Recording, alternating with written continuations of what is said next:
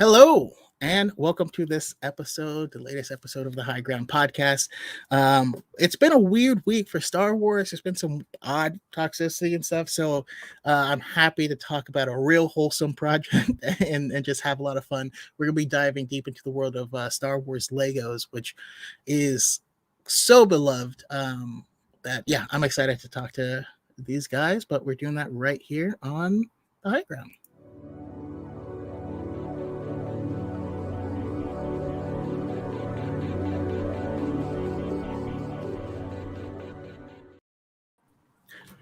Hello, welcome to the High Ground. I am happy to have everyone. Um, and yeah, I mean, let's start by introducing ourselves. Was how kind of go around the room, have everyone say, who you are, where we can find you, and we're gonna keep it simple. Just say why is Star Wars so special. I'll start with Matt. Which, by the way, I caught one of Matt's streams. I was kind of busy recently. The dude just danced for like hours. I did. So you can find me on TikTok. My name is Matt Mellish. That's primarily where I create content, but I'm also on YouTube. I've been doing some more stuff on Instagram. But I also on TikTok, I create Lego Star Wars content and some other Lego stuff, including Marvel, Pirates of the Caribbean, whatnot. But I do this daily dance. It's called the Matt Dance. And I've been doing it every single day until it goes viral. And gosh darn it, it'll go viral one day. But we just hit day 365. So we hit 1 full year of doing the dance every day. So on a stream on day 365, I did the Matt Dance 365 times in a row. And I saw you in there, Chaco. It was great to see you in there. We were having a ball. There was somehow like 800 people at most all at once. It was absurd. But it went up really quick and then it went down really quick. But it was just cool to have a ton of the people from my audience in there and to have that big of a live stream. I've never had that happen before. But Star Wars is so special to me because it's what I grew up with. It's what keeps me happy and keeps me sane. It's a great way for me to escape the daily grind of life. And it's what I would hope to someday do. Well, this whole Lego content creation stuff full time because I love it so much. And it brings me together with so many awesome people like you guys, for example. Like I couldn't be happier to be in this community, even if sometimes, like Chaco said in the beginning, it can be a little toxic, but we try to stay on the more wholesome side and keep it real fun and fresh. Yeah. And I appreciate that. And and always your energy, and we'll come back to it much later. But Okay. He had a Lego Octo that we're gonna talk. Oh boy, yes. How about you, Obi-Wan? Before I go, Matt, you were asked this quite a bit about the Matt Dance. What defines viral for you? Okay. Because everybody has a different impression, so let's get it out there. Of course. So I guess, to me, viral is really like 1 million views on one day of the dance. Because the hashtag is doing great, but it's the same people who are viewing the hashtag. That's why you see as many views on the hashtag. But if I got one day of doing the dance to hit 1 million, that would be amazing. Earlier on, I had some stricter guidelines. I was like, it'd be really cool to get it like on the trending page. But I feel like if more people would do the dance, I would feel like it could reach a level with as many people that consistently view it where it genuinely could get to that point and go truly viral. But to me, I'm setting my expectations reasonable. Like 1 million views would be great. I think that would give it enough of a chance for it to reach a viral point. No, good to know. Thanks for asking, Opie. I appreciate it. You're very welcome. You're very welcome. So yeah, I am Opie1 or Liam. Predominantly on TikTok, very much like Matt, but nowhere near the size of Matt on TikTok. Spread across Instagram. Have a really good following on there now, which was initially there just to support my TikTok, but has kind of grown its own arms and legs and became its own thing there. And here on YouTube too, and started kind of my own stream in this world, kind of this sort of thing. So yeah, just finding my way through all of this. different kind of content on different things. Very much Lego, very much even Lego Star Wars, as you can see behind me. But yeah, the YouTube stream offers me an opportunity to talk about a little bit more, because TikTok doesn't like it when you start talking about things that you don't usually talk about. So YouTube gives me the opportunity to do that. As for why I love Star Wars so much, a bit like Matt said there, I can't remember a time when I hadn't seen Star Wars. I can always remember, and I grew up with the original trilogy. I was 14-year-old when The Phantom Menace came out, and it just gives us a perception of something very different in a very different world, where our rules of physics and our understanding of how things work are very different. So it's just, and I think as I've grown older, that perception has also changed as well. It's allowed me to think about how politics work and kind of how they work in Star Wars. And yeah, it's a great lens to look at, to kind of look outside of life, but also reflect on actual life too. Awesome. It's beautiful. I love it.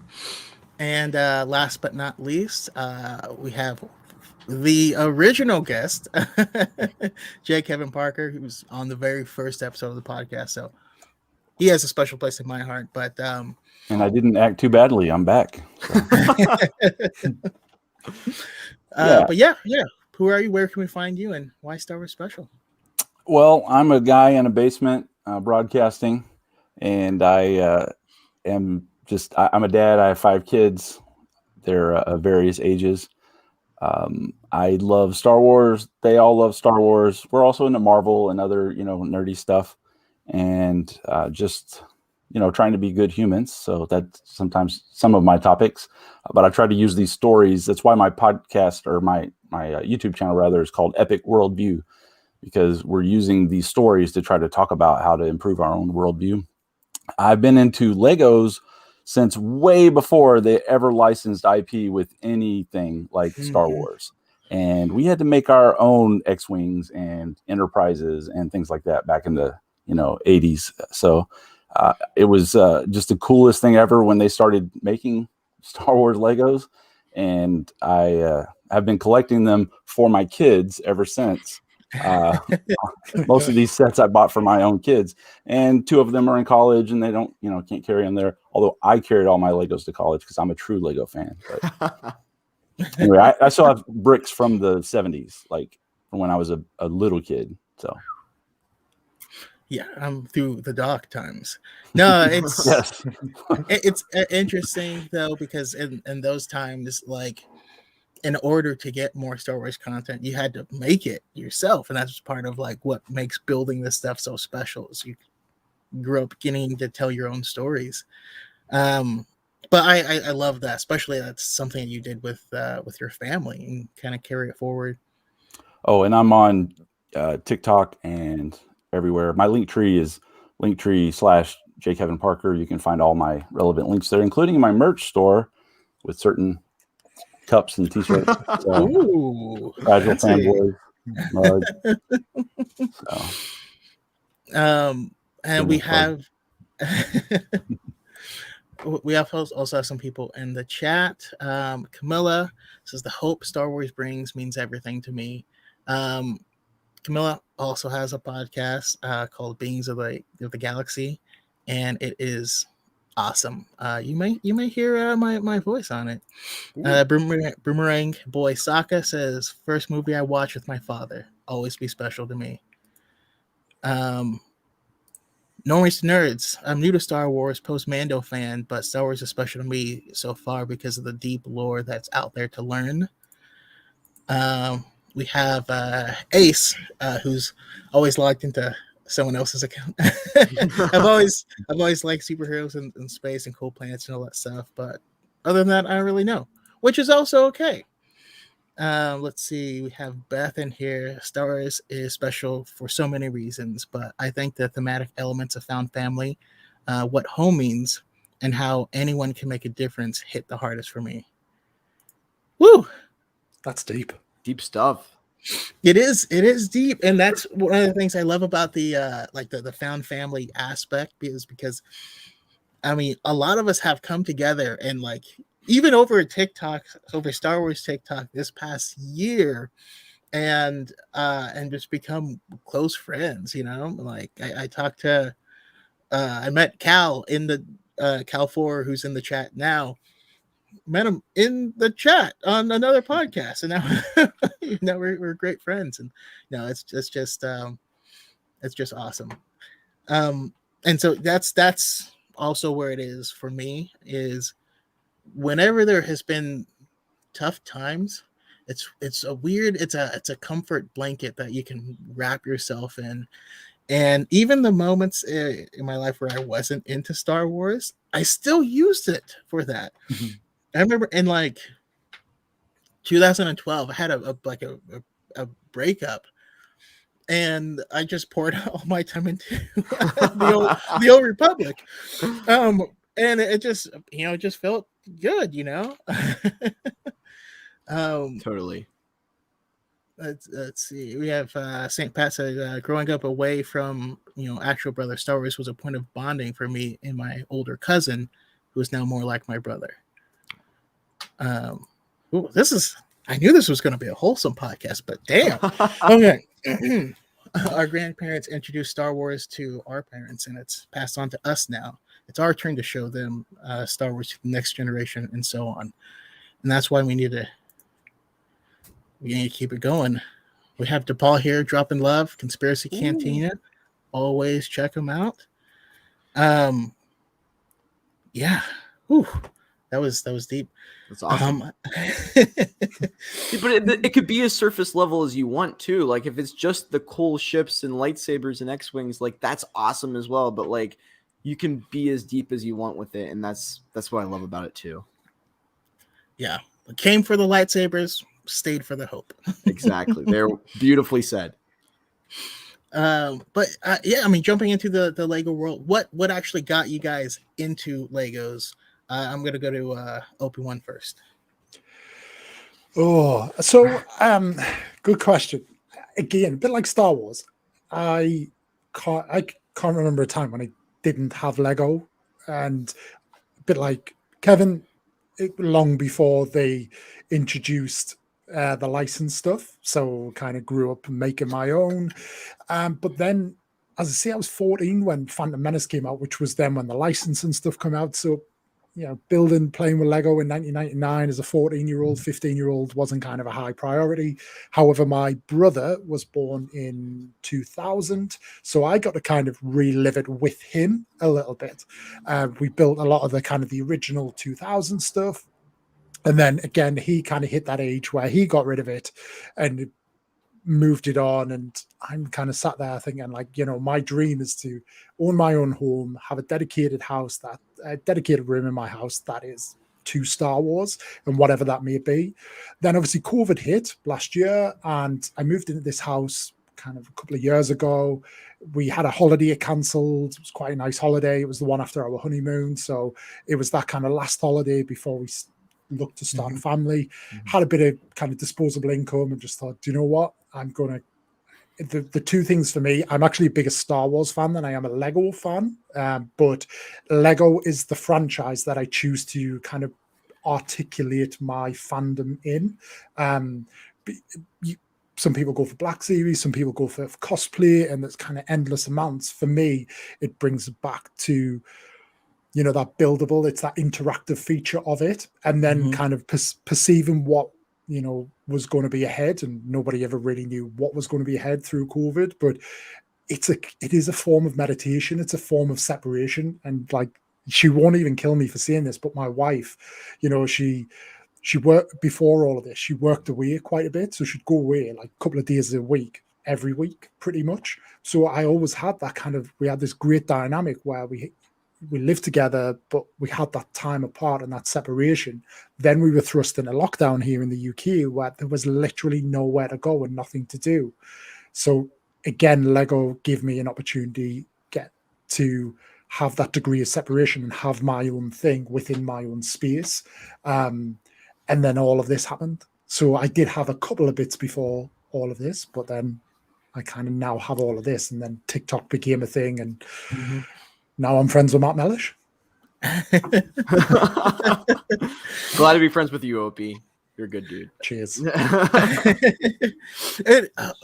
COVID is funny in a lot of ways because one of the things that happened is a lot of us ended up having extra income because we weren't going out and spending money and like doing stuff, and we're like, oh, I'm gonna buy this stuff I've always wanted. Exactly.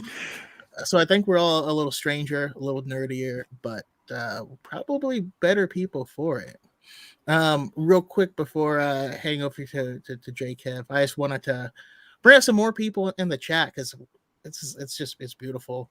Declan talks about his most comforting Star Wars scene is in episode 8 with Yoda and Luke. Beautiful scene.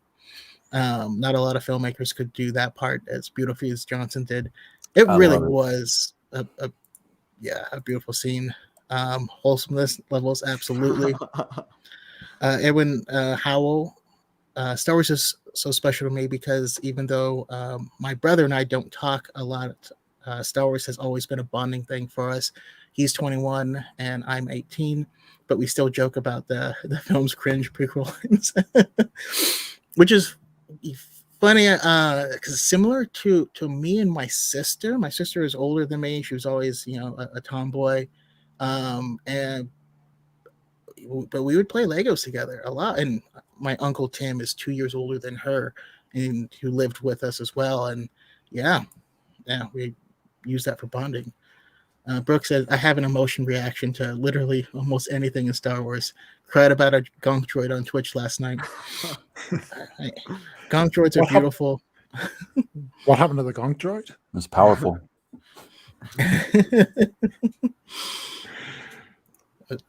And I can imagine if Lego did Star Wars Vision sets, or people make custom minifigs. That's what I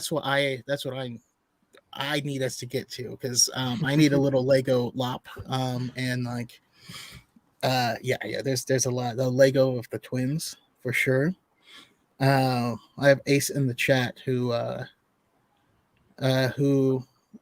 got into Legos with where did it go? Because my sister's always got the Lego friend set. So on his 5th birthday, he got a Captain America Civil War Lego set, and hasn't gone back. You should have went with friends, man. What the heck? By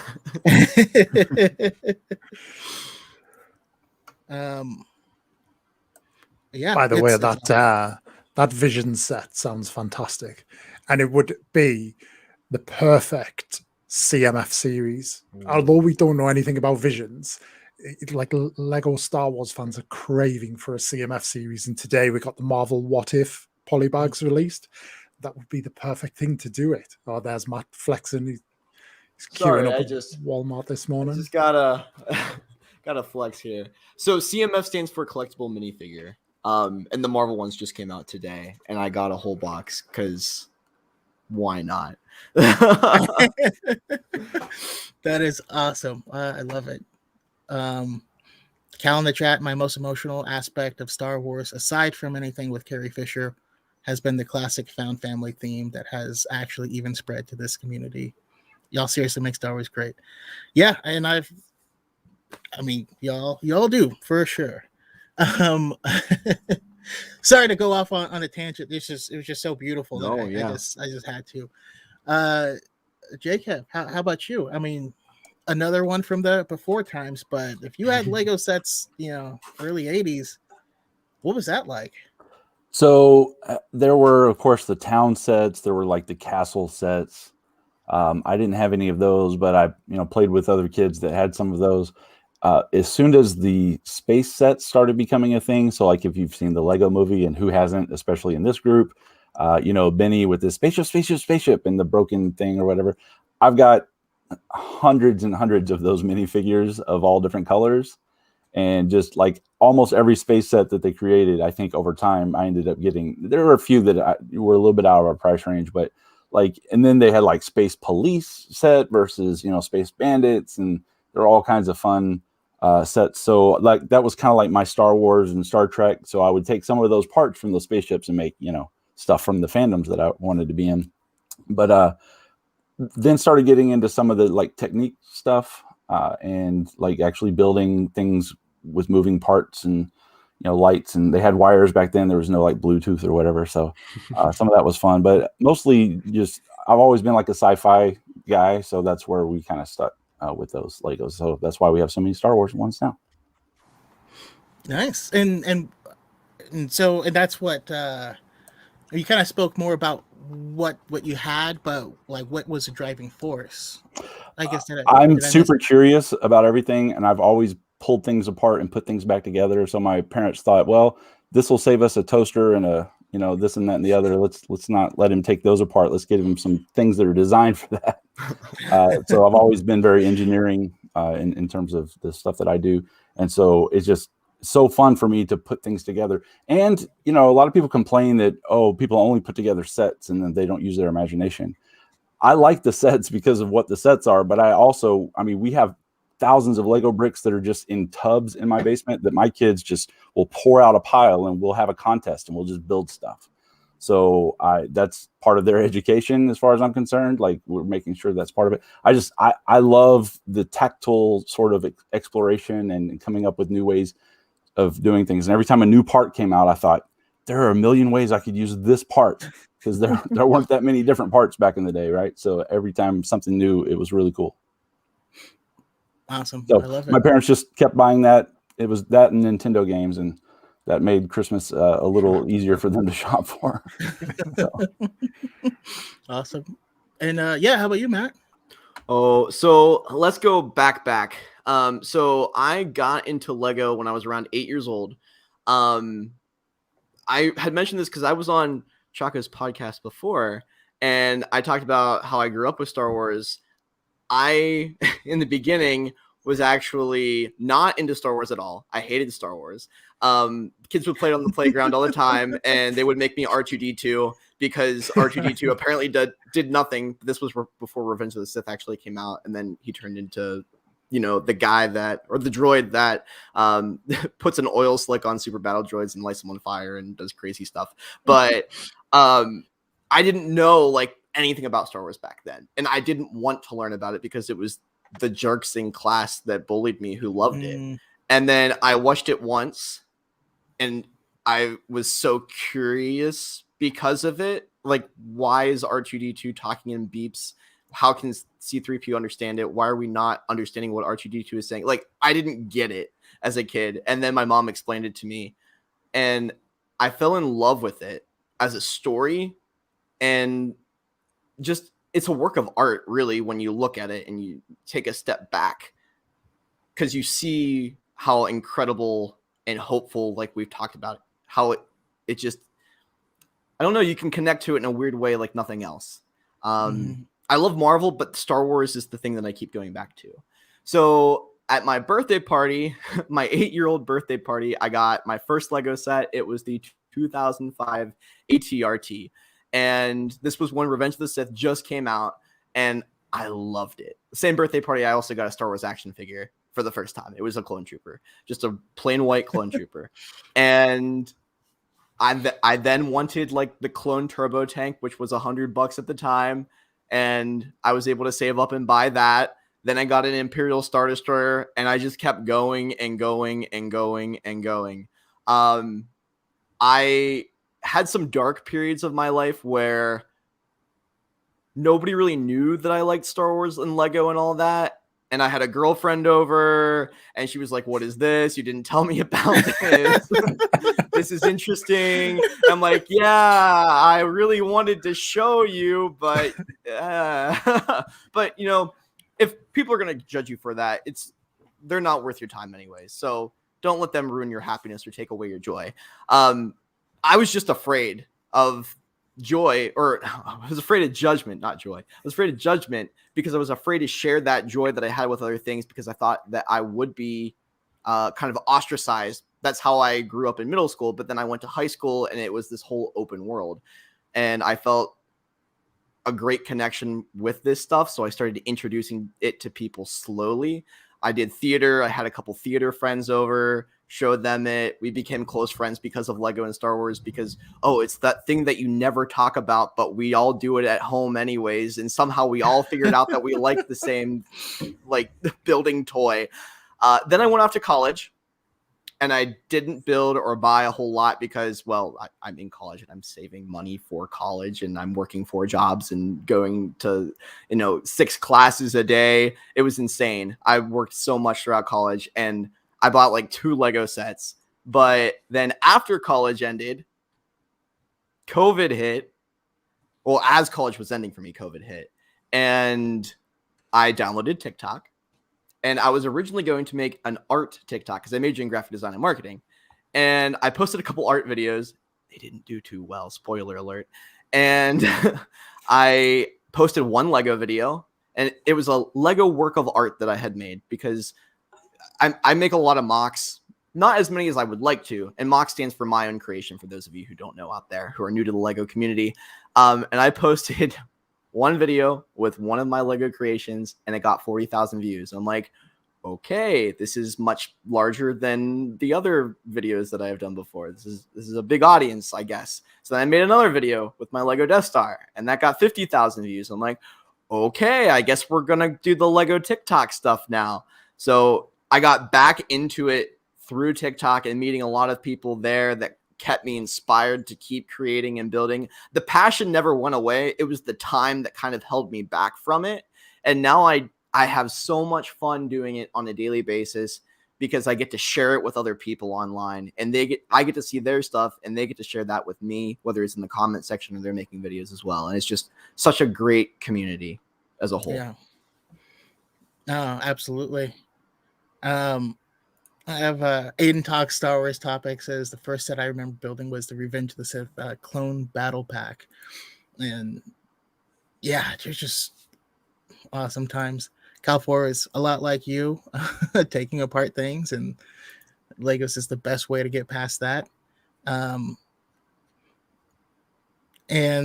yeah, obviously, Legos needs Clink the droid because it's just like a little toddler. Just waddling around. I love Clink so much. Yeah, and so I was going to talk about Legos then versus now, but I feel like we actually mostly got through that, at least in my experience as well, because I grew up with Legos, and it was all my own creations as well, because this was prior to the days where you would have to just get a red antenna, and that was your character's lightsaber. And I was obsessed with I would buy a lot of like Lego boats, because those pieces are great for turning into starships and stuff,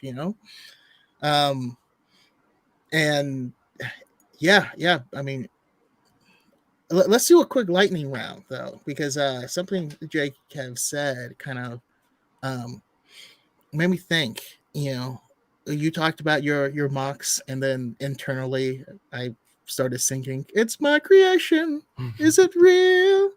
And then when my mind came back from that, I remember, because now we have all these amazing sets where you can get these characters, but at the same time, there's your own creations, and there's the thoughts of like, well, back in the old days, then you were forced to use your imagination. So quick lightning round. Started with Opie last time. So Jake, where do you stand on the mocks versus the pre-made sets? It's totally up to the individual person. I don't think anyone is better than the other. I really like the Star Wars sets because I'm into Star Wars, but I also, like I said, my kids and I will build things just for fun. Like when that whole fidget spinner craze hit, I wasn't about to spend $1 on a fidget spinner. They made them out of Legos, and then they were done with that phase, and then we didn't have any more fidget spinners because we used those parts for other things. So like we just would come up with like fun and cool things, but it depends on what you want to do at the moment. I do both. Awesome. Love it. Matt? Well, Lego is, like Opie said, my outlet for being a Star Wars fan as well. So I clearly have a lot of Star Wars Lego behind me. I absolutely love it. It's where I started, and I'm still buying sets. I think it's just so cool to have that miniature factor. It's like a guy who sits in his garage building trains all day, except he's making cool spaceships instead. Like, whatever, and like I've done the trains too. There you go. Legos are so much more fun. It's a whole different ballgame. My uncle actually used to do miniature trains in his garage, but he lives in North Carolina, so I didn't really get to see a whole lot of it. But I thought it was so cool back in the day, just the miniature aspect of it. But I think it's whatever you like as well, just like J. Kevin Parker said. Like, you do whatever makes you happy. If you like buying sets, I do a mix, quite frankly, because I'll build something in a set and I'm like, this would go really well with like a backdrop. And then I made like an Octu mountain to go with my Millennium Falcon. Like, sometimes the sets inspire different things. Some people take apart the sets and just build something completely different. And it's completely up to your own creativity because you can kind of choose your own adventure in that sense. I do think that Lego has changed a lot looking back even to my childhood. There was a lot more imagination that was involved with it. And nowadays with the printing on the figures, they're much more action figure-esque and less Lego. And I keep struggling with it because you have to find that balance between something that you know is Lego versus something that you look at, especially to a non-Lego fan. They're like, what is this? Is this an action figure playset? Is this something else? And I think like as a mock builder, people try to strike a balance between that as well. Yeah, absolutely. Real quick, I gotta shout out my boy Andrew's Visual. I don't know if you guys follow him on TikTok. Does a lot of Marvel content, and yeah, just an awesome dude. Just got a new Star Wars tattoo, if I recall correctly. So, shout out. How about you, Opie? Where do you stand on? Yeah, I think the two complement each other so well. Whether you just take the bricks and build something from scratch, whether you take something. So for me, I have the Mos Eisley Cantina kind of tucked away in that corner. Ideally, I want to make a living, breathing Mos Eisley table. Lego doesn't kind of make that, and it will be that incorporation of a build into that.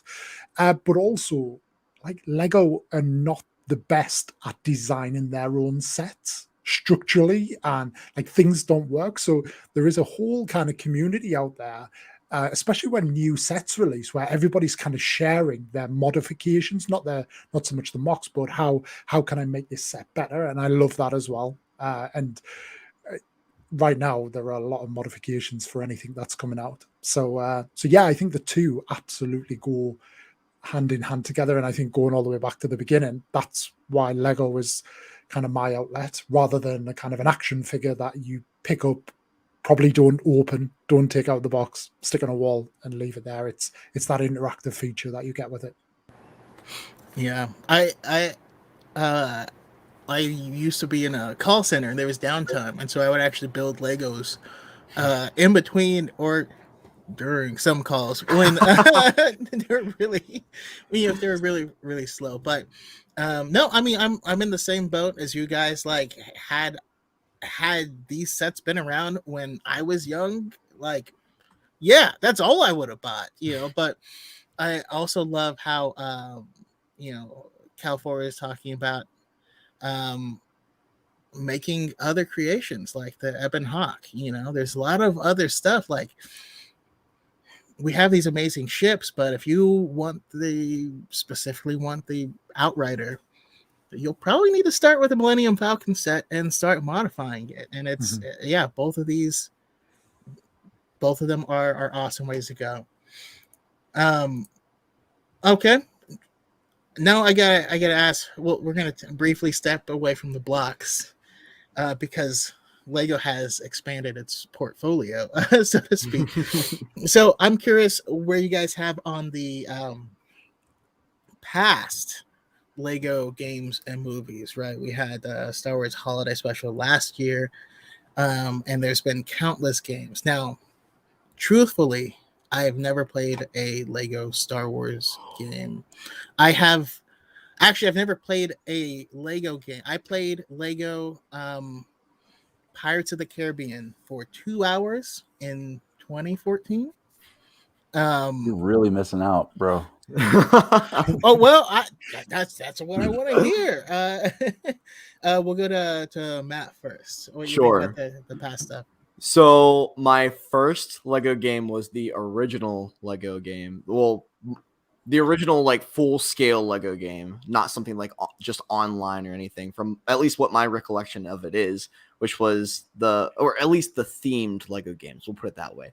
The original Lego Star Wars video game for the Game Boy Advanced SP, because that was what I grew up with.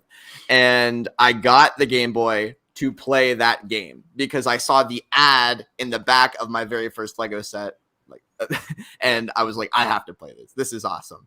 And did I not realize, I don't know how, but the graphics are different on the PS2 versus the Game Boy, and it's like a completely different game. So then I had to get a PS2 so I could play it for real. And literally, like, I upgraded my game system based on Lego games. Yeah, now it's just Star Wars games in general. But I fell in love with them because they're so simple, yet they make you think in this different puzzle solving way. And they're just fun. Like, there's nothing super serious about it, but you could be playing it for hours and lose track of time. And you're always wanting to get to the end where you can unlock the special level or whatever. And I don't know. I know people who have never seen Star Wars who have played through the Lego Star Wars games and who know Star Wars literally through that still and have never seen the films. It's crazy. But I think that opened up such a broad horizon for Lego games in general, because everybody thought way back then that, oh, this is just like a promo for Revenge of the Sith when it came out. And it was, but everybody played it and it was awesome. And so they kept making more and more Lego games. And now we've gotten to the point where it's like so detailed that it looks close to the same, I guess, play functions as Star Wars Battlefront, with like rolling and dodging bullets and being able to shoot. And it's like almost in third person. It's just so cool to see how far it's come and how detailed it is from the cheesiness that was way back then, but they still hold the core to it even now with the new complete saga coming out. Yeah. How about you, Opie? Never seen a Lego film and never played a Lego game. Oh, Opie. So to elaborate a little bit, just everything you said there is very true, Matt, but I'm in that weird void of an age where I don't have kids to have dragged me into it and to have played it with them. But also, when all those things were happening, I thought I was too old for it. And that's all it was. And it's just, I was never, I was dragged back into Lego because it offered me something else.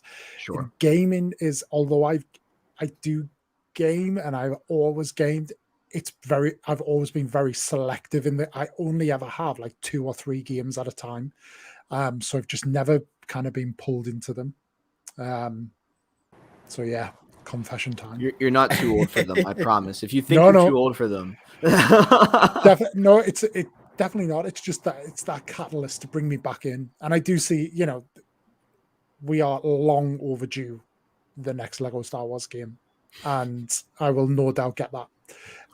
When I probably will be too old by the time they actually release it. But like I'll have arthritis in my fingers. But yeah, I think I'll definitely jump on that. And it's ideal because it's like the complete saga. So great time to jump in. But yeah, never got that.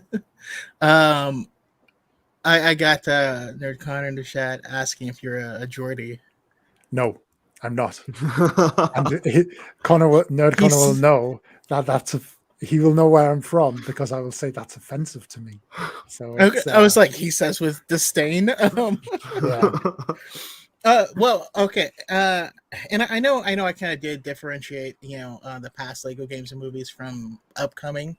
But I mean, we may as well just go ahead and mix them together. And, Opie, I would still, love for you to watch the Lego Holiday Special because it was just a fun time. But I feel the same as you, where I was in that. I feel like we're probably the same age, to be quite honest. But I was like too old, where I was like, no, I'm too cool. I can't. That's for babies. I'm just out here like getting money and women, you know. Go Chaco. Gee And- whiz. No, and then you're like, how come I'm not happy? Oh, I'm not doing things that make me happy. And like, I don't know, it's just funny. You know, we also have that upcoming Halloween one that I really don't know much about, but it looks. I mean, I'll for sure be watching it. How do you feel about it, Jacob? My family had the very first. I'm pretty sure it was the first edition of the Lego Star Wars, original saga game, and it for PC.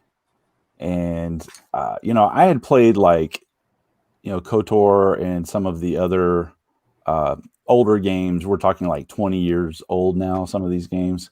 But then, I was an adult and just starting to have kids. And so I just didn't have time and money to spend on gaming. So I kind of got out of it.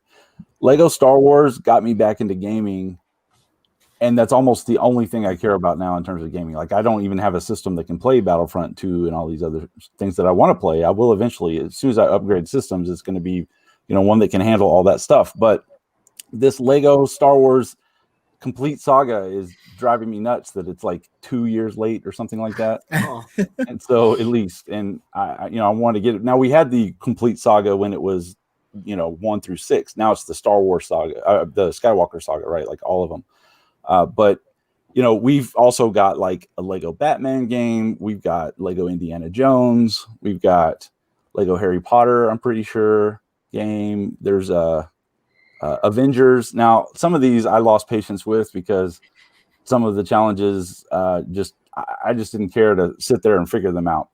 But the Lego Star Wars one, like learned like the back of my hand. And each time I got a new system, like I had the iPhone version because I wanted to play it while I was sitting on the bus and the train going to work and back. It was a lot more fun than, of course, I also played Minecraft, and I would hear kids like, oh, that old guy's playing Minecraft. Like, whatever, kid. If I was a kid and I saw you playing Minecraft, I would say you're awesome. Like, that's because you're awesome. But there you go. Minecraft is computer Legos, though. Let's well, exactly. That's why there's such a good overlap. We actually have some Minecraft Legos, but yeah. So that game, those different games are so much fun, and then the special, place where you can go, like the special stage. That's all the old plain Legos with the swings and the city and all that stuff, and then you can blow it up in a walker. You know what I mean? Like in one of the chicken walkers. I love that whole everything. It's so much fun because then I'm done playing with Legos and I can just turn off the power and I don't have to clean them up. So there's that. It's so much fun. It's so much nostalgia for me just from being a kid who grew up with Legos, but also just the story is fun. Like, I think Lego Star Wars captures the spirit of Star Wars better than maybe most games do, because it's supposed to be campy. It's supposed to be fun. It's supposed to be like, there are jokes all along. There always have been. Now, the original games didn't have any actual spoken words. It was like, Like, all they could do was grunt because of the limitations, right? But now, they've advanced to the point where they have whole dialogues and like actual movie scenes. And I just think it's awesome. If I had made that plain, I love Lego Star Wars games and everything. Yeah, and that's why I'm excited to jump into the game, because it looks like they did a lot of stuff with this Skywalker saga as far as upgrading gameplay and move sets and all this stuff. But yeah, to what Matt said, I've met so many people who got into lore because of it, where I thought I was literally like, I've had a Captain Panaka action figure. I've had it for like 12 years because I saw it once. I was like, I will never find this again. And there was more than one black person in space. At the time, it was pretty limited. And then now, like, I'll do a post and then people are like, oh yeah, I know him from the Lego game. I call him Captain Pancakes. One thing I'll add too is, even though I had grown up with Star Wars, when I played the Lego Star Wars game, you're forced into every hallway, and it's pretty freaking screen accurate in terms of where everything is. And there are things I just didn't realize were in the movie that I just either didn't pay attention to or didn't seem important. And it's not really that important, but I know them way better now, the actual films, because of the Star Wars games. And I think some people, especially when this next one comes out and people start to play it and they play the sequel trilogy part of it, they're going to actually understand the stories better. And I think some of that whole, like, people completely misunderstanding things because they didn't pay attention might start to evaporate, at least among people who play this game. I really actually think that's going to help the franchise quite a bit. That's crazy. Yeah. I also saw, I don't know how valid it is anymore, but in an interview, the gaming company TT Games that does these Lego games, they even said that they're trying to beef up the story of Finn in the Rise of Skywalker for this Lego game. They had said that like months ago, and I'm sure things have changed because, I mean, it's been 2 years in the making. Which, by the way, I will say also, a lot of people are upset with that, as am I, but I'd rather them put out the best game that they could possibly put out for this release rather than like a half-baked game that is just I'm with you on barely that. done. Yeah. I hope mean, they'll if the do more with quality's there. Carrie Fisher's character as well, right? Like with Princess Leia that you couldn't do in the film because you just didn't have the actress. But as far as Obi-Wan, you haven't seen that Lego holiday special. They do more with Finn's character, like in the first 5 minutes, than they did in all of the Rise of Skywalker. Like they finally fulfilled one of those things that was just lingering in that whole last movie. That I was like, I had to wait for the holiday special for this out of Lego, and at least it's there. So I count that movie as canon. I don't care what anybody says. I will watch it. I will watch it this weekend.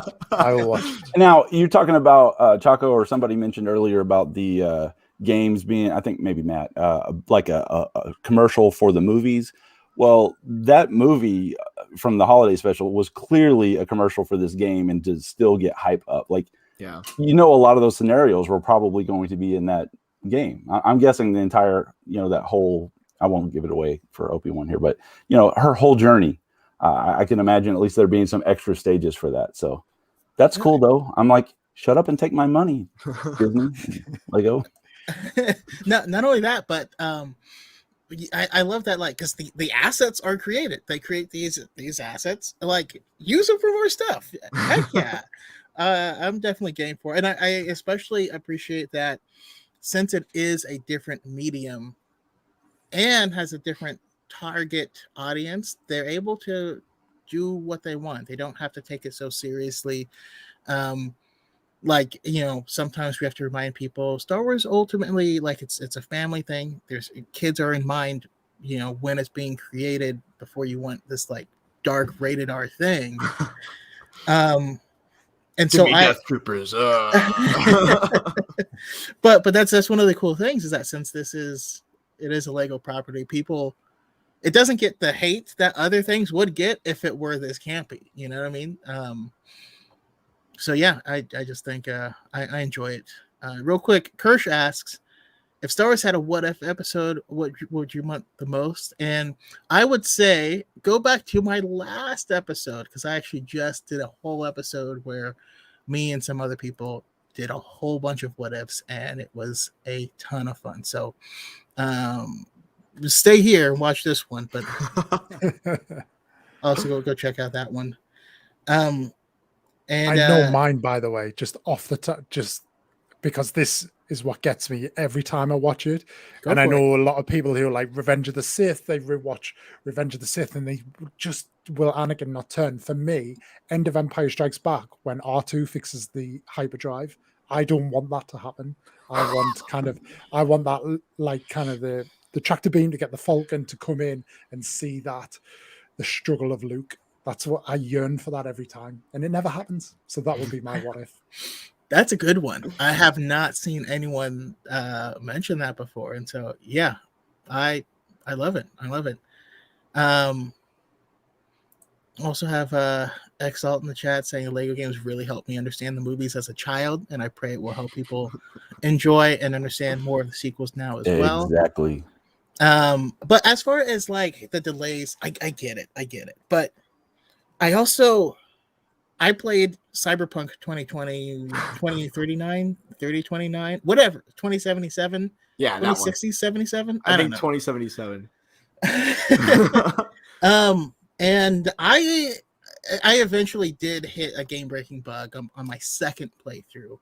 But there's a lot of complaints of people like, this game wasn't ready, and but they were working their people to death, and like, okay, you have to pick one, right? Because COVID happened.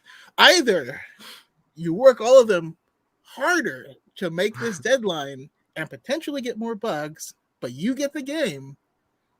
It might need patches, or you wait and you get the seamless product at the like. You can't have both. You gotta pick. And yeah, in consulting, a lot of times or software development too, we'll talk about you can have it, fast, you can have it, good, you can have it cheap, but you can only pick two of those. Yeah. Like the other one's gonna blow up, whatever one you don't choose. And then the other thing, software development. I mean, you guys all know the what was it, Million Man Month? Like you can't just be like, just hire more people. You can't just throw more people at the problem. That doesn't. You end up going slower because you have to organize more people. Yeah, 9 moms can't have a baby in a month. Yeah.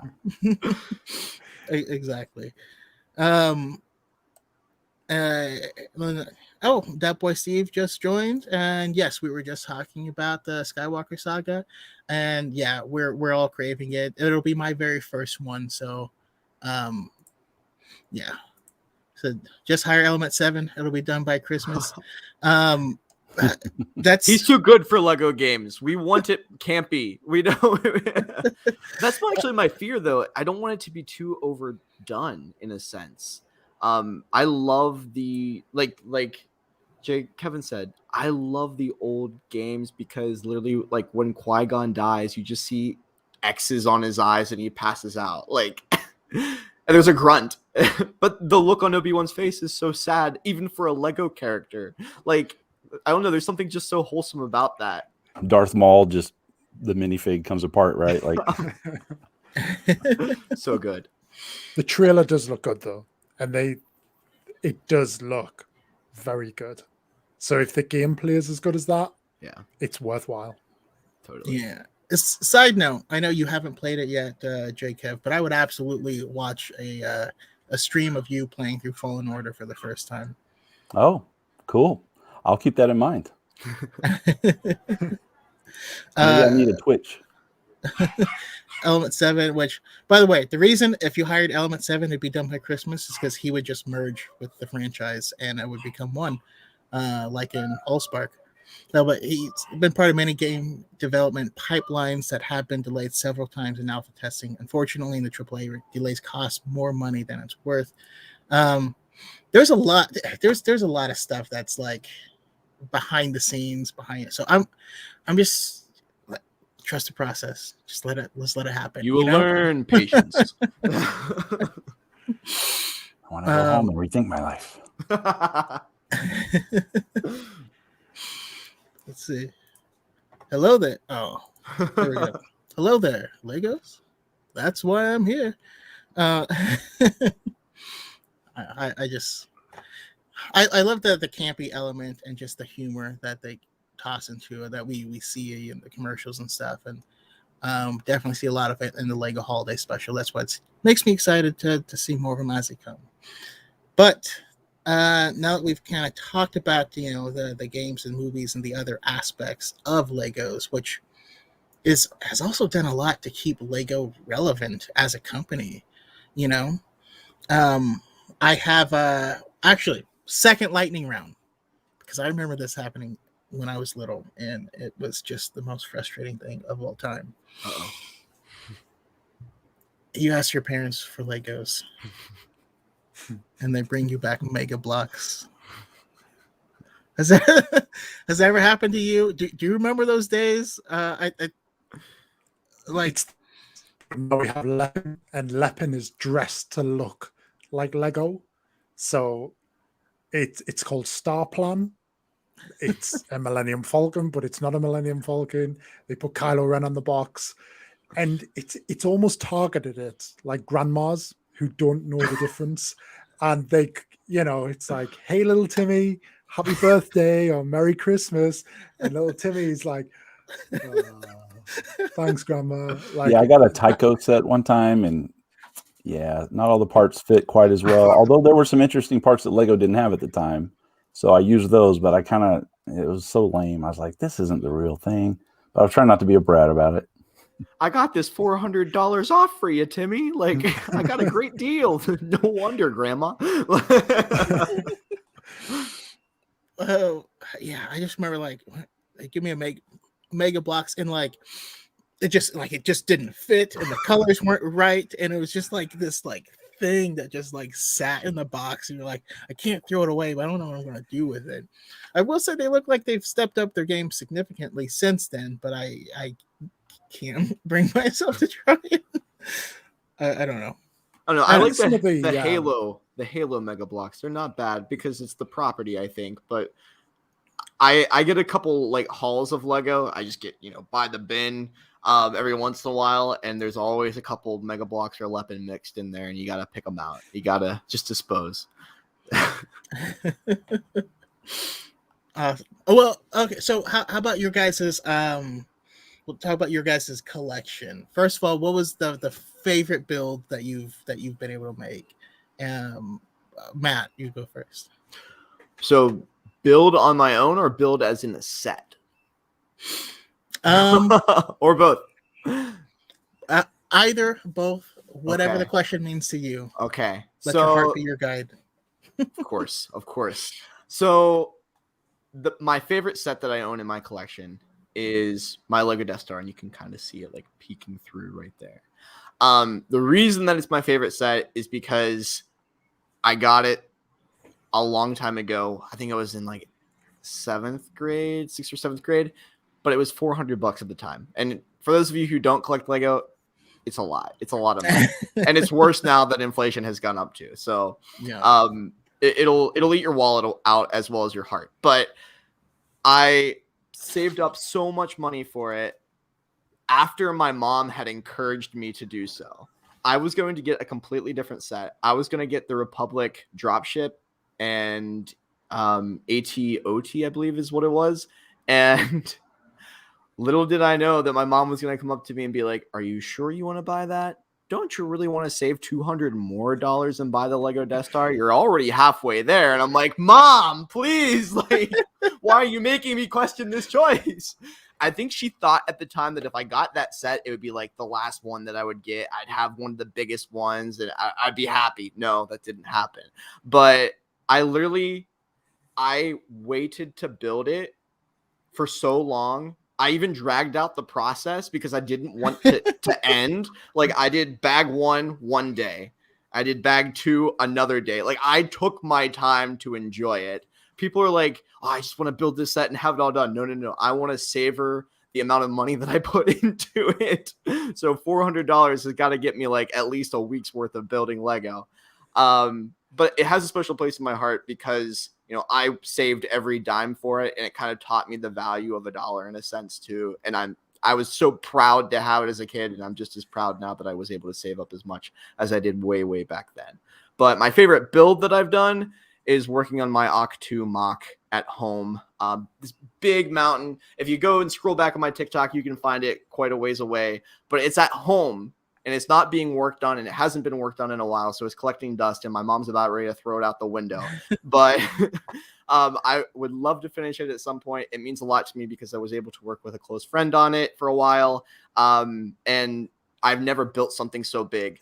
If you're going to build a mock, my advice is to start small because this was a beast, and I'm nowhere even close to being done with it. So, yeah.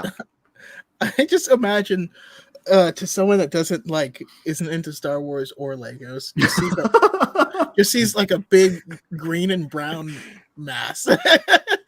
I'm just like, I don't get it. What is this? It's a mountain. It's a mountain of Lego that I built from Star Wars. And it is the size of a wardrobe. I like it. I remember seeing it, and it's as big as it's me. not on a table. Yeah, it's huge. And Matt, that ATOT being a holy grail set now. I know, right?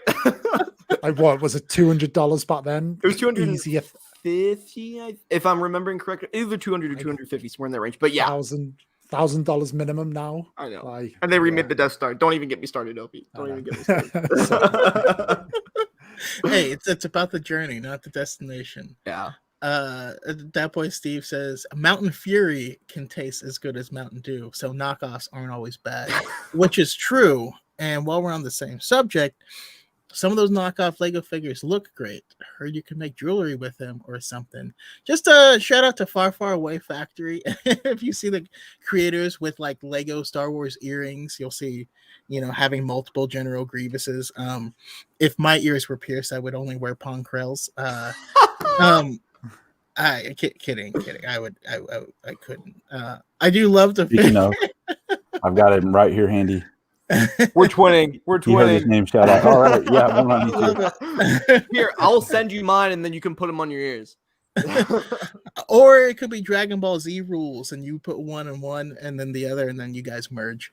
No, just Brooke makes the best stuff, and yeah, you should check out Far Far Away Factory on Etsy, because we love supporting our friends. Jackson Best, who I see in my lives, haven't seen him on one of these. He just built Thor's new Asgard set last week, so that's super awesome. That is going to be my first Marvel set, and the reason that is going to be the case is the TikTok writes itself. I live about an hour and a half away from New Asgard, so by Bro Thor, jump on my motorbike and ride up to New Asgard on my motorbike. What? Like, I can smell the viral video already. Yeah, it must be done. Must be done. I just want that sentence written as a quote and hung on my wall. Like, I'm going to jump on my motorbike with Bro Thor and go to New Asgard and make a viral TikTok. Please. It's happening. It's happening. And were you gonna say something, Jacob? Sorry. Oh no, I'm just thinking another. He's gonna have a viral and then another and another. Nerd Connor says, "Bro, when we meet Chaco, we're getting your ear pierced." So these are always covered. I have so little earlobe. Do you see my earlobe? Do you see it? Where is it? No, actually, no, I don't. So I don't know. Someday. Connor also says me and Opie both live like an hour from New Asgard, so y'all are neighbors. Y'all are neighbors.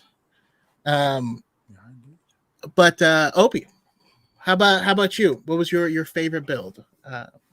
Favorite build, without a doubt, for me, because it was my Holy Grail set, and you can kind of see it just there, but it's really dark. Is my UCS Sand Crawler. I think it was from like 2014, and they released the Sand Crawler again about 4 years ago, but it was nowhere near the size. But yeah, just like a Sand Crawler is meant to be huge, right? And the kind of the UCS one is awesome. So yeah, we're hands down that one, just because of like how iconic it is. Nobody ever talks about Sand Crawlers. Yeah, they should. I think we talked about a little bit on last week on Diet and the Force, because the Sand Crawlers almost started a war during the filming of A New Hope, when people were like, "Is that a tank on the border? What is that?" So yeah, they got sketchy for a little while. But how about you, Jacob? Favorite build? My favorite build is this side. Red 5, without a doubt. I've got 3 X-Wings, and that's one my kids actually bought for me for a Christmas present, and so it's not me stealing theirs. But I just, I've been a Luke Skywalker fan since the first movie came out when I was a little kid, and I love that X-Wing. I mean, I love the Falcon, and there's a lot of other ships that I love. I've got forgot I'm not mirrored here. I've got, a number of ships, many more that I couldn't show here tonight, but it's just my favorite. Like, I love that X-Wing. Yeah. And the details, you're talking about like how these sets are getting so detailed. I didn't even realize how different the X-Wings are. Like, I've got 2 that are from the sequel trilogy, and even they have quite a few different details. And I look at it compared to the ones in the movie. I'm like, oh yeah, it really is like this. And, it's just in my head, it's like, oh, it's an X-Wing. But, they all are different, and they're very close to movie accurate as much as you can be for blocks. Have you ever been tempted to pick up the Dagobah X-Wing just because it's when we've had so many versions of kind of Luke's X-Wing, the Dagobah one with the dirt stains and everything? One of these days I'll probably want that and a couple of other versions, just because I'll want to have them in different scenarios whenever I finally get to that level of actually showing them off back there. But I don't think you could ever have enough red X-Wings. Definitely not. Although I really do love the design of the T-70s that are the same models that we see in the sequel trilogy mostly. The one where it's like a half a circle for the for the engine compartment, which is I love how there's I've got Poe's, two of them that Poe flew. I was a little upset he never flew that first one we saw in The Force Awakens. It just blows up. Like, we never see that one fly. Yeah. That one, it was black, and I don't know. I really wanted to see that one. I guess I could build it and just blow it up, make TikToks out of that, right? Take a bunch of Lego parts and you have it all blown up. See, California, I said I had the Dagobah one. I had the pieces for it still technically in my tub of Legos. Yeah, I have a Millennium Falcon too, but it's going to take me years to find all the parts. but yeah, it's cool. And so for me, and it kind of goes along the same lines with JKev. As part of my anniversary gift, my wife actually got me the TIE silencer, as well as a U-Wing set, and it just has a special place because that was like, it's it ties me to this specific like time period, and I know. I have Maticus, the UCS the Slave 1 is where it's at, one of my favorites still. It's, I don't know, there's just like something special about some of these builds. Jackson Best, I would have wanted an ARC 170 set from the prequels. Those are awesome ships. So, but some of these, I don't even know if there are sets. I believe that there is one for that ship. Yeah, I have the there is a 195 Headhunter. I think that's what it's called. Oh yeah, and that's what Mara Jade flew. But we do see him in the Clone Wars in season 6. Briefly. Let's see. Do they have Lego Vectors yet? I hope and Malik was in the chat earlier saying this. I hope that we start getting some High Republic Lego sets. I think that would be really, really sick. Hopefully we go there eventually. The problem with that is definitely we need it, but it doesn't seem that Lego is in touch with like what Star Wars fans want or what Lego Star Wars fans want, and quite often they rechurn a lot of things. Yes. Like we got another X-Wing this year, Imperial Shuttle. Clone Wars fans particularly just want kind of new stuff. And we got the gunship, but it wasn't the gunship that people wanted. It didn't have the figs that people wanted. So I think as cool as the High Republic stuff would be, I think it's a far reach right now for kind of what we're seeing, sadly. Yeah. I want to be wrong on that though. No, it's true. It's true. And I think it would be awesome. I love Star Wars, but unfortunately I haven't had the chance to get into the High Republic stuff as much. I love the comics. That's where I kind of sit with other canon stuff. The books I've gotten so far behind that like it's just so hard for me to catch up at this point.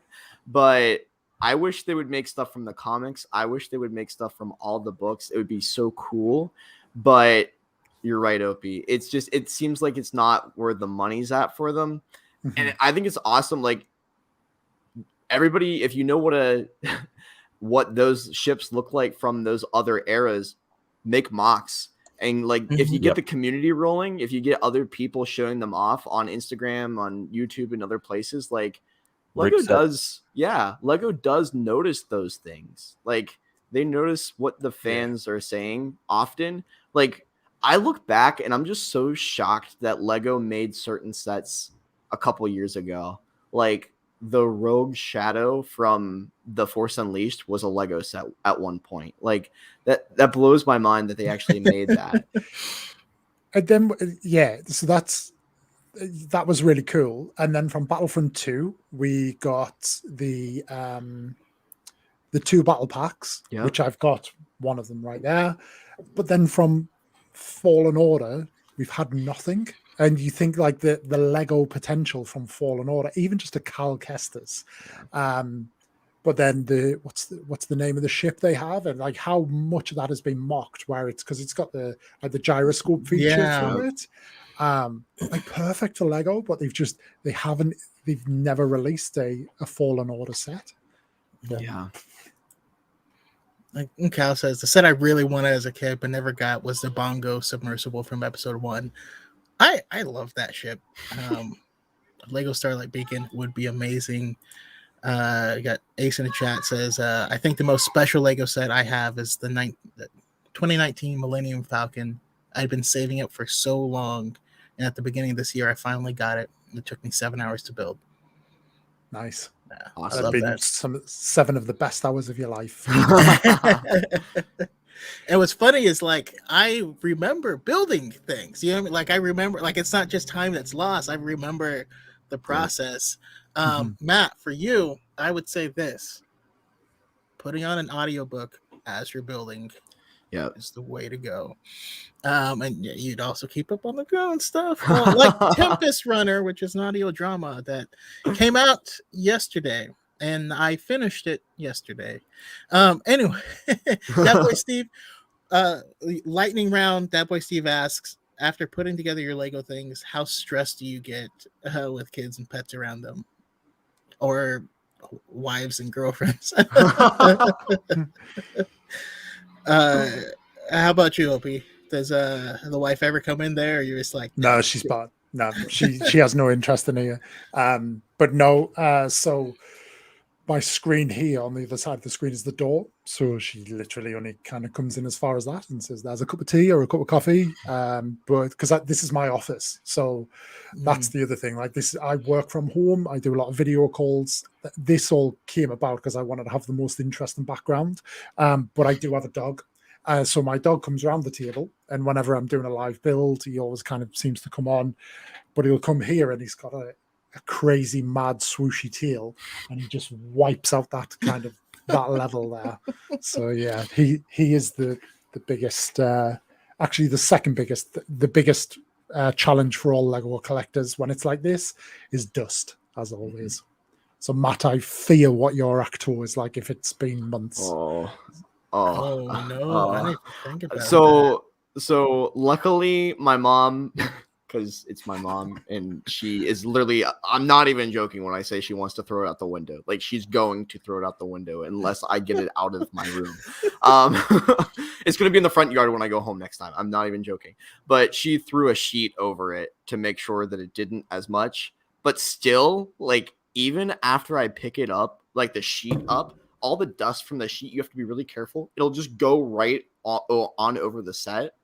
So like even that sometimes doesn't work, but that's what mothers are for. Brooks says, I need a Lego BD1 or I'm going to riot.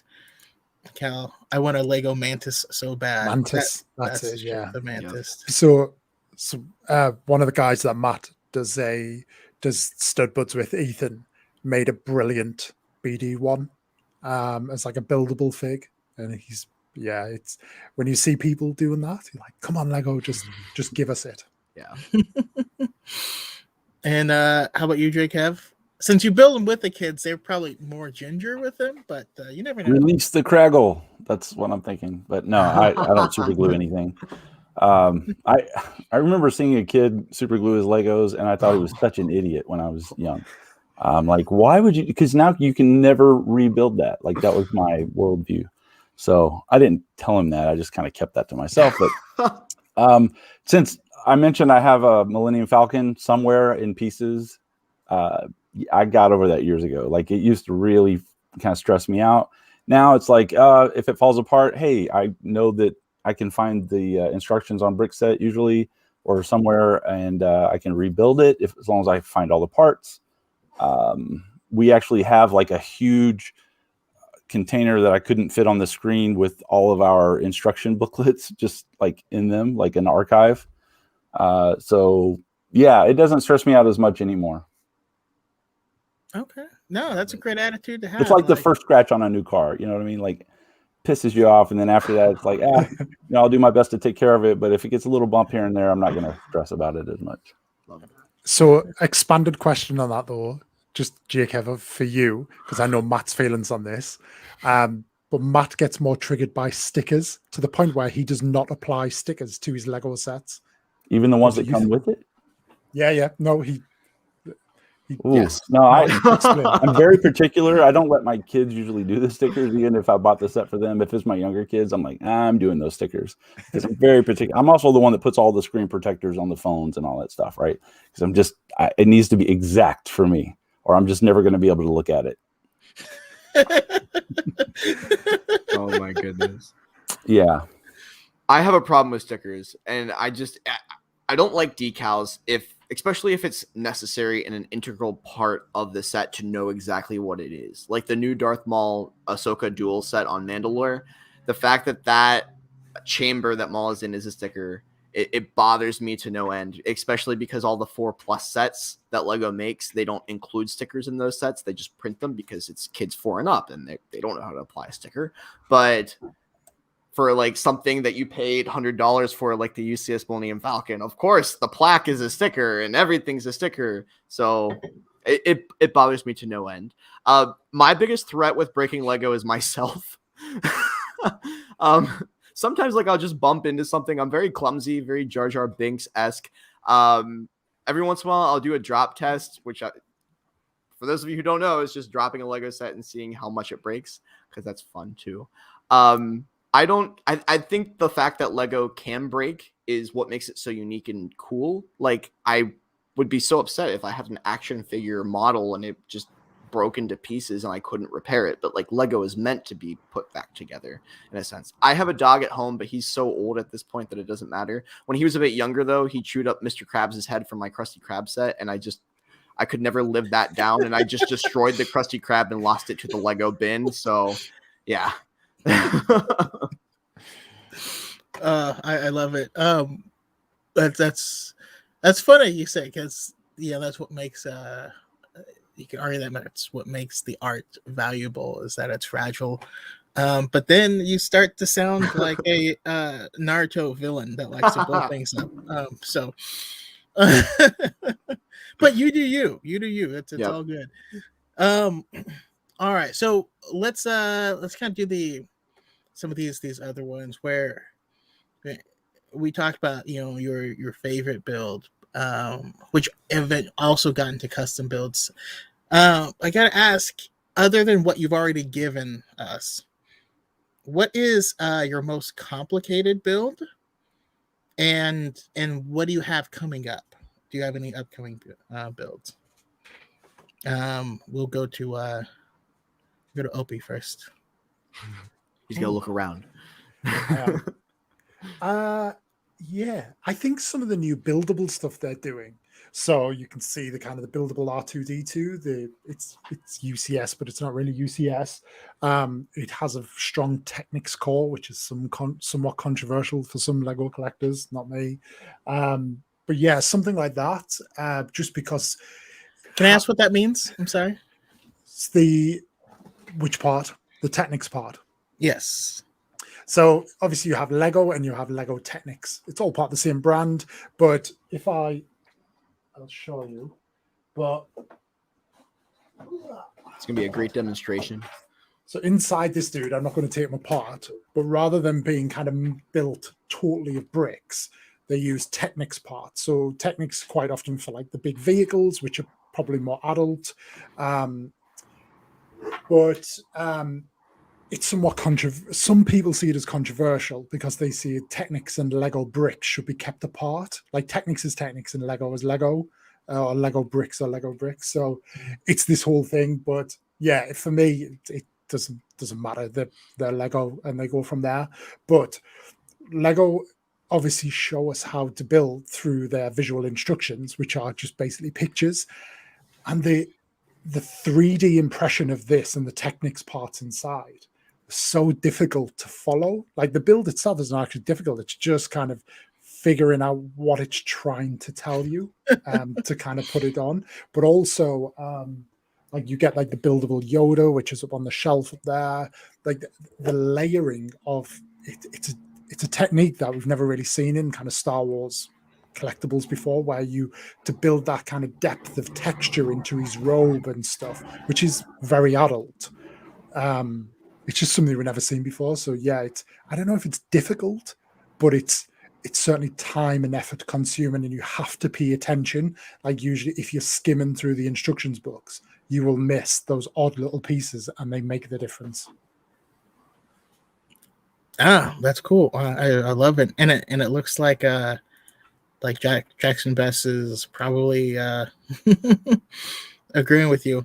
No, but that R2 looks awesome. I see how his head is like spinning and stuff as well, and it does. And he's got his little periscope. There's also a Luke's lightsaber in there as well, so it's kind of Return of the Jedi accurate. But the one thing they didn't do, and I know it doesn't kind of align with Lego, is they could have made Luke's lightsaber spring loaded so that it popped out. That would have been perfect. But you know, hey, you can always mod it. How about you, Jacob? Probably, and it's one of the ones that I debated even bringing back here to show tonight, and I was like, this might fall apart. It's the clone turbo tank set with it's got I think 10 wheels and different parts and I'm looking like that set's ridiculously expensive now. So I bought some of these Clone Wars sets when they were first on the shelves, and they were like normal prices, which are still too high, but normal price is $200. Yeah, exactly. So these are wow. But that's where we got like my Ahsoka, figure, and a lot of these others. My kids mostly put that together, so I got to hear the frustration from them, but they had a good time doing it. It's probably the most complicated one. Awesome. Oh, and then sorry, I was also asking upcoming. Do you have anything coming up? Anything for me? No, because I'm broke. But Christmas time probably. I have to be very picky and choosy now that I've made a couple of bucks doing some of this kind of stuff. Like I've actually invested that into a couple of sets. So but they're small right now because that's my budget. So like I built a couple of, in fact, one of these X-Wings behind me I actually built on one of my lives on TikTok. So probably we're going to start looking at the kids' Christmas list again, because they all do a Amazon list, and then I'll pick from there which ones I want them to have, air quotes, that I'll display for them forever. So no, I love it. I'm in the same boat. Like any bit of anything that I get from like TikTok or these videos or whatever, none of it goes to me. All of it goes to like getting books so I can make more content, or lights, or like upgrading my camera, or action. Sorry, I said lights, camera, and I had to say action. But no, it's been a lot of fun, because when the wife looks at me, I'm like, what? I mean, we crowdsourced it, don't look at me. How about you, Matt? So we'll do upcoming builds first. I have a lot to do. I have a big backlog, just because I have a new job that I started working a couple months ago, and I've been moving around as well, just taking my collection with me. I'm like a traveling Lego content creator at this point, but this isn't even everything that I have, because like I said, a lot of it's still at home, along with my Ucs 2 mock, which needs to be worked on. But I have behind me, it's too heavy to pick up, but there's a UCS Falcon here, which is my holy grail set that I cannot wait to put together. That whole bag back there is full of Lego. I have an Obi-Wan's hut. I have a sailboat, which isn't Star Wars, but it's cool. I have a Mandalorian gauntlet fighter. There's some other stuff in there as well, but stay tuned on TikTok to find out what that is. So I try to build everything on a live, and that also kind of sets me back in time for getting things done. And like you guys, I invest what I gain kind of back into the content. So I have a list of, how much I've made on a live versus how much I can spend. And I'm not just buying Lego for me anymore. I'm buying it to share with other people on a live stream and give us something to do. Because I feel like if somebody's donating to me in a live stream, I want to put it back to them and reinvest it in a way that they saw fit to give it to me for. So yeah, it's awesome. Like, it's so much fun to be able to have enough money to do that. But the hardest thing that I've ever built is actually kind of a funny story as well. When I was a kid, I got the motorized AT-AT, and there's a motor in it, basically all Technic built. And Obi did a great job explaining that. There's a lot of like action features that Technic allows Lego bricks to be able to do, because bricks just kind of stack on one another, whereas Technic has like interlocking brackets and axles and stuff like that, and motors. There's a lot of mechanized systems within it. So this motorized AT-AT I built when I was like 10 years old, and I got it for Christmas, but lo and behold, it never walked. Like, it never actually just walked. And I always thought that was weird. I always thought it was funny that it always just kind of leaned to one side. Well, little did I know, Lego TikTok taught me that it's supposed to walk. And I never realized that I built it wrong when I was 10 years old. So the batteries actually just ran out of it. So it's the perfect opportunity to rebuild the thing and build it correctly this time, because there are so many different gears in it that make it actually able to walk. So that's a side project that I have to work on as well. Putting back together my motorized AT-AT. I love it. Element 7 says, Matt looks like he's in a prison, but a Lego building slave labor factory prison. They're finding us out. Oh no. No. It does look like I live in a Lego dungeon, but I mean, my brick wall isn't as scary in real life as it looks like just through the lens of a camera, I promise. It looks industrial grade, I know, but it's a lot more friendly and open once we're here. No, I love it. All right, so let's just kind of we'll do the last question and kind of wrap things up. Well, I guess this last couple of questions. Aren't Legos for kids? And obviously, I don't believe this, but if you guys get this, I want to hear, what your thoughts are on it, as well as what these builds mean to you. And then let me know if you have any closing thoughts. And again, let the good people know where they can find you. We'll go to Matt first. Oh boy. Wow. Okay. So that's a lot to unpack. Let me know if you need a repeat. What was the first part of that question? First one is, aren't Legos for kids? Oh, okay. Yes, they are. But the thing is, like, I'm still a kid. Like, there's a kid that lives inside me. Like, I've never grown operating up. you with controls. Yeah, exactly. It's like Power Rangers. And exactly. I'm not the only one that thought that.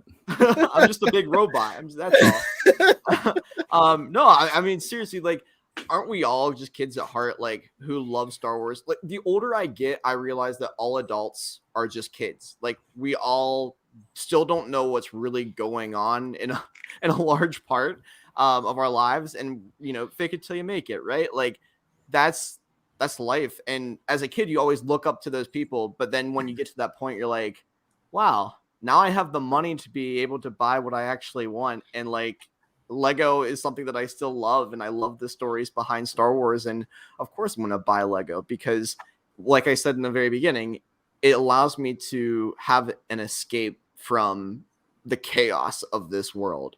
And it certainly is right now, especially. I got out of it for too long when I was in college to realize that I don't think that I will ever go through another point in my life where I'm not collecting Lego.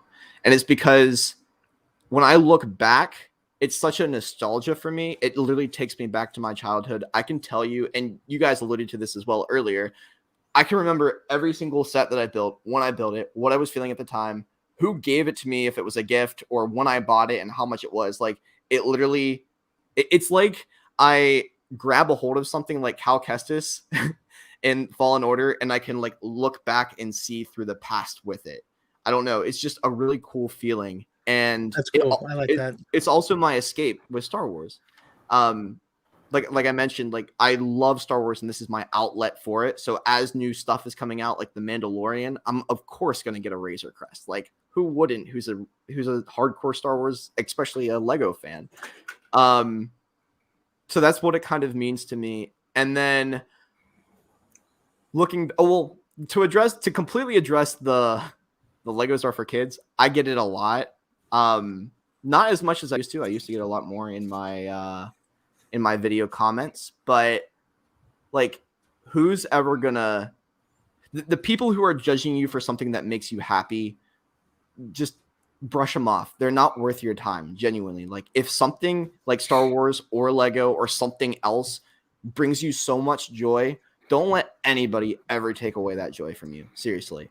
And for the kids who are told by their parents, oh, grow up, stop playing with Legos, I was literally told by my dad at the dinner table one day, why do you still build with Lego? It's never going to make you any money. And here I am. And it's literally making me money. So your passion drives your future, if that makes any sense. And you can do whatever you want. So yeah. Yeah, absolutely. And then and I like how you kind of tied in what building it means for you with that whole thing. So lastly, I mean, if you have any closing thoughts, feel free to share. But where can we find you? Oh, you guys are awesome. Like this community is what keeps me involved. Like the Star Wars community, the Lego community, it's kind of this cool crossover right now on TikTok as well. Like, I don't know. You guys are awesome. I know Opie from TikTok. Him and I have talked a few times. Keep it up, man. You're doing an amazing job. Never stop. I love to see you grow. You're great. Jake, I watch you all the time on TikTok. I don't know if you know this. Like, you're always on my FYP. Genuinely. Yeah, and same. When I learned that you loved Lego, because I think you commented on one of my videos or you were in a live stream at one point. I forget, but we had a brief interaction. I'm like, wait, he likes Lego too? I think you might have even posted a video about it. And I was like, unlock. You need to do more of that. You're an amazing guy, and never let the haters get to you. You're doing great things. And it's always great to hear about like parents being able to build Lego with their kids. I genuinely hope one day I can do that. Chaco, it's always a pleasure. Thank you so much for having me on. It's always a blast. I love watching your TikTok videos. For so long, I genuinely thought like, oh, I know so much about Star Wars canon. And then you come around and I'm like, oh, I knew nothing about Star Wars canon. So keep rocking it. Keep doing what you do. You make a lot of people happy. And you make a lot of people mad too.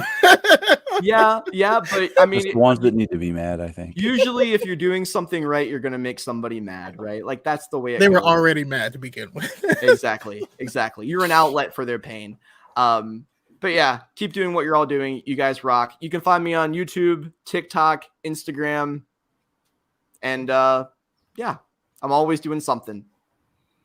Awesome. I love it. I just got to pull out, just because you're an adult doesn't mean you weren't a kid once. So why can't you still be one? And then my favorite, because I often think about this, is Element 7 says, my Legos are silly. Go off with your fantasy football. I when going to Comic-Con, the guy that was driving my Uber was like, so you're going to pay money to go into a place where you can buy more stuff? And I was like, have you ever been to a baseball game? Or like I don't, what do you, if your favorite team, all the players were in one place and you can go meet them and there was merchandise there and other people that like it and all this stuff, would you want to go? Absolutely. Why are you wearing a jersey? Is that cosplay? I never thought about jerseys as cosplay, but that's what that is. It's a great point. If you put on a jersey to watch a game, that's the same as putting on a Star Wars shirt and watching a movie. It's the same exact thing. Literally no difference. But how about you, Obi-Wan? What are your thoughts? What do these builds mean to you? And aren't Legos for kids? So I'll address that one first. No, they're not. I really take Matt's point, but I also have a kind of a different view on it. I think they have a lot to offer adults as well. I think they appeal, and they, especially now, like Legos kind of, they're clicking onto this. They're realizing that the AFOL market is a thing, whether it's it's for themselves or it's to buy for their kids. It's still the adults that buy it. So why not, when they're buying something for their kids, why don't we make something that they can buy for themselves too, or their kids can turn around like Jakev had there. So like for me, it's absolutely about immersing myself in the fandom and the media a lot more. And you talked about the Lego games doing that. When a set comes out and it has like Imperial Pilot 1, like, right, okay, well, who is Imperial Pilot 1? Let's go and have a look at it. And who do they fit? And I notice a lot of things from those sets that sparks interest, and I'll dive a little deeper into kind of, well, where does that fit in the films and the shows and whatever that may be. But yeah, it's a way for me to kind of be part of it, but also to learn more about those characters and who things are, because there are a lot of kind of Lego figs that the kind of the characters had the briefest of moment on screen, and they got that, and I wouldn't even know that character existed as a character rather than a named person. Finch Dallow being the kind of epitome of that, from Last Jedi. I don't think he's even named as a character in The Last Jedi, but he's the pilot in the bombing run at the beginning. And he, in the original set of that, they just made a random pilot, and then about a year into its release, they switched it and made Finch Dallow as an actual character. That figure is now worth £400 or about $500, because like there are so few of them and it's that high in demand. But yeah, it allows me to immerse myself in there. And then I think, again, as Jacob said there, I'm looking to kind of start a family imminently. And I just think, like, when my kids grow up, to kind of introduce them to that, no matter, and there's never been a better time. It doesn't have to be Star Wars. It could be Harry Potter. It could be Marvel. We just got the Winnie the Pooh set. I'm really tempted to go and buy the Winnie the Pooh set, because it is a one-off. And I think, 5-10 years down the line, we all grew up at some point watching Winnie the Pooh. We all love that character and those set of characters. So it's just, it can mean different things at different times, but I, recognize that. Yeah, absolutely. No, I love that. Cal Force's jerseys are cosplay. Fantasy football is D&D. But real quick though, I do want to, I would disagree with the jerseys. Everything was spot on, which is totally cool if you disagree. I do want to say that doesn't mean I don't love sports. Like my dad is from Chicago. Growing up in the 90s, the dad from Chicago, we all had Chicago Bulls jerseys. We'd have people over for games. We'd go outside and we'd shoot hoop like before and after the game. And it was a lot of fun. But it's the same feeling of that, like, this is a special moment and I want to be part of it. Yeah, I may be wearing a Tony Kukoc jersey and shooting ball. And I'm not him, but like having this experience with my friends and family who love this thing, and we're just coming together as a community and having a great time. That's more what I mean. I don't mean it as an insult. I mean it as a, don't put people who enjoy this down, because we're all after the same thing. We're all seeking the same thing. It's the same social catalyst, essentially, isn't it? It's an apt kind of brings comparison. people together. Yeah. Because as you said that, I was thinking back to growing up in Texas in the 80s and 90s, and all the young guys that would have like Troy Aikman jerseys or Michael Irving jerseys, and a lot of these different people. I almost called them characters just now because of the context that we're in. But like, they want to be those guys, and that there's nothing wrong with that. Yeah, absolutely. And also, again, thank you for sharing, Obi-Wan. Let us know where we can find you and your content, your ever-growing content. Yes. And by the way, let me just say, I've seen you in the comment sections of my videos for a long time, and I've only caught a handful of yours before someone was like, "You should have open," and I'm like, "Oh, I didn't know he made content. He's super chill. Like, I like that. I love that dude." And so I'm happy that we could do this. That's Me too. It's just super Me cool for me. Time is a thing. It's that thing, I get up in the morning and all of the American creators are long in bed. Their videos are hours long. Opie, You I'm not guys in then bed. get up. Well, you're not in bed because Matt and I would get up in the morning on a Friday. Matt would be staying up for the release of the Bad Batch. We'd watch it, talk about it for about 15 minutes, then Matt would go to bed. So yeah, but awesome. no, it's nice to hear. But yeah, very much on TikTok. So OP1, as you kind of see down here, that's kind of my handle. Couldn't get that handle on Instagram, so the I is replaced with the 1, and also on YouTube as well, where I have like a Sunday evening stream, a little bit like this. But as I said right at the beginning, TikTok doesn't like it when I talk about other things, so I use YouTube with that to talk to various creators about kind of all things nerd fandom. So yeah, awesome. I mean, if you have a space for me, I'd love to join some Sunday. yeah. But I love it here. Thank you for joining me. When I was younger, I literally would be in all Allen Iverson gear, emulating him on the court, even though I'd never be him. That was a great person to be. He's the epitome of the you miss every shot you don't take. Those are just some great basketball days. All right, last but certainly not least, we have J. Kevin Parker. So are Legos for kids? Well, I've got news for everybody that may not know this. Star Wars is for kids, right? Like, it's always been for kids and the kid inside of us. That's just the way it's been. And so when people say, "Oh, I don't like this show because this show's made for kids, but I like this other show that is also animated," or you know what I mean? Like, also made for kids, but they were a kid when they started loving that thing. And so to them, it's like, that's for an adult because that's the way they see themselves now, right?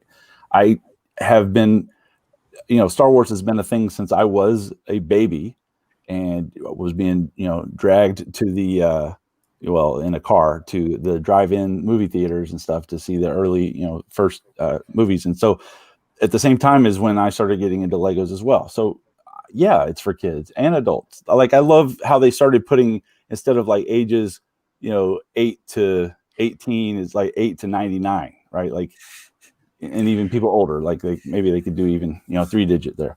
But yeah, it's for kids, and there's not a problem with that. Some of my best memories as a kid was just me alone playing Legos.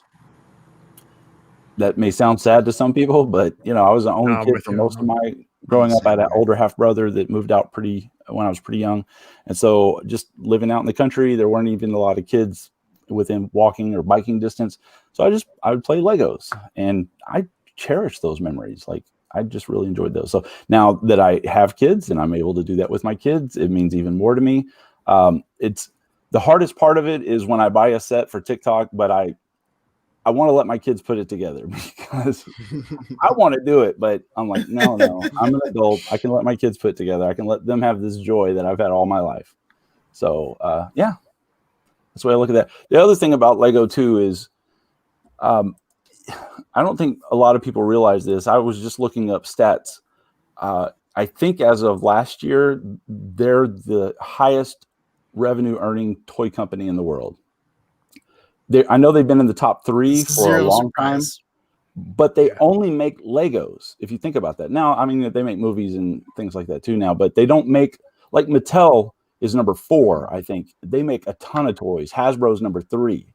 Lego's number 1. And it's started when, they really started turning things around with the Star Wars content, Legos, and then all these other franchises. So yeah, it's big. Yeah.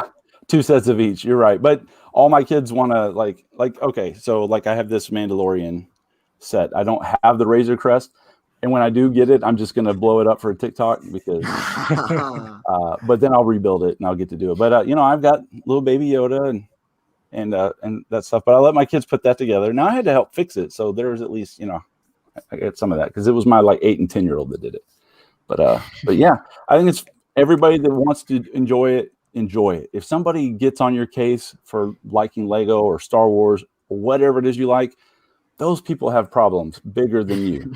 Yeah. And And I find them sad. Like I kind of go, oh, I'm so sorry for you. Like that you feel that way. Like somebody called me a sad old man, and I did a TikTok and I did Thor calling his dad, you're an old man and a fool, and I cast you out, just for fun. But I'm not a sad old man. I'm a middle-aged man who has a lot of fun. I've met a lot of awesome people on TikTok and these. By the way, Obi-Wan, I followed you now because I realized I wasn't. So many cool people in this community that's really inspired my love for Star Wars even more. Like, and Star Wars Legos, because I wasn't buying as many sets for me as I am now that I can build some on screen, right? Like on a live. So I just appreciate the community so much. I just everything like that Matt said and Obi-Wan said. I have to say as well, Lego and TikTok, especially Lego Star Wars, they go so well together. Like we do the build, but then the random comments that spark a new video are the best. And you've just kind of prompted it because I've got my Rancor here, and anytime I break the Rancor out, I'd like does good on views. But people are like, see how many Grogus you can get in his mouth, and I've got like 4 Grogus, so I put them in, and it does like 30,000 views because people just want to see me putting Grogu in there. They're like, right, I'll have to how pull many the Rancor out and do Jawas? that. That's good. I like that. We'll have a competition to see kind of how many of what we can get in the Rancor's mouth. That's awesome. I'll start with this guy. I'll put him in there first. That will go down well. I do want to play him in Lego Star Wars though. Like I don't know if they'll have like animated characters in there, but in the new complete saga. But if they have Pon Krill, this guy's going to body so many other characters when you unlock him. Clone Wars DLC. So someone in chat, I have not fact checked this, so I apologize. But they said there is potentially 500 playable characters in this coming game, which, looking at it and seeing how many they've had in past games and how much bigger this is, I fully believe. Yeah, so I don't know. We'll see. As far as oh, and then where can we find you? Mostly on TikTok that's my biggest channel, but I'm trying to grow my YouTube and Twitter presence. It took me like 12 years to get to 4,000 followers on Twitter, and now I'm gonna quit doing the business stuff and actually focus on this fun stuff, and that's actually going okay. So Linktree has everything, and I'm J. Kevin Parker. J is just my first initial. That's why I put it there, because Kevin Parker's a very common name. But that's my social handle on everything except YouTube, which is Epic Worldview. I love it. And hopefully I'll be reaching out to you again soon. I want to also start doing Marvel, DC, just other geek content on my YouTube as well. And I'm going to see if I can get some of my favorite creators of all time to join me in discussing it, and hopefully Shang-Chi can be the catalyst for it. So I may be reaching out to you shortly on that one, but I'm seeing it tomorrow night finally. Yeah, the other people I'm reaching out to have already seen it like a while ago, and I didn't get invited. It's upsetting. To that one. But yeah, that's a whole side topic. As far as our Legos for kids, the thing I have to say is Rosebud. If you don't know, that's a Citizen Kane reference, and that movie, it means a lot to a lot of people because on his deathbed, he thought about the thing that he loved as a child. Are Legos for kids? Yes. Does that matter? No. And what's more than that, and obviously this is my opinion, my perspective, is we don't stop loving the thing that we loved as a child. We never stop loving the thing that we loved as a child. And maturity is a weird thing because old guys laugh at fart jokes still, right? So like, what is Yeah, we do. maturing really? But like, childhood persevering. But when I think about it, my mind goes back to video games. They were for kids, right? And you were young if you played video. Are they now? No. You know why? Because when we were growing up, they didn't exist in the generation before us. So they didn't get them as a kid. So they don't care about them and they don't like them. The stuff that they got as a kid, oh, that's what everyone loves, though. It's in, I don't know, I just find it fascinating how many people can love something or have a thought on something, but never stop and ask, why do I love this? Why is this my opinion on it? And when you break it down, it's just as simple as that. Nostalgia. Nostalgia is literally the most profitable thing on the planet. That's why all the studios keep repeating things, right? And sometimes they hit it really well, sometimes they don't. But they're banking on nostalgia, and it's powerful. And South Park did a full series on it. So member berries. Yes. Remember? Yeah, absolutely. But yeah, thank you everyone for joining. This was a blast. And this might be the most wholesome episode I've ever done, but it was just also, it looks like Grogu is sitting on top of J. Kev Parker's head, which has just been making me super happy. I'm hoping he's not very hungry. He's peeking through the part in his hair like he's an explorer coming through the bush. He wasn't up there 5 minutes ago. But yeah, I've been following, you guys make excellent content. Keep it going, keep doing what you love, keep sharing your love and joy. I think that's just the most beautiful thing. And I appreciate you and everyone that's joined us here in the chat. Also shout out to everyone that's going to be listening in the future. I appreciate all of you guys as well. We just want to spread joy. We have fun. We love doing things. We want you to enjoy. All of us here have talked about how if we get money creating these things, it makes us want to create more stuff for you guys to enjoy with us. Like it's interesting. Positivity is certainly contagious. All it takes is a smile. Yeah. Rebellions are built on hope. Anyways, I'll go ahead and end it there. I appreciate all of you, and may the force be with you always. Thank you.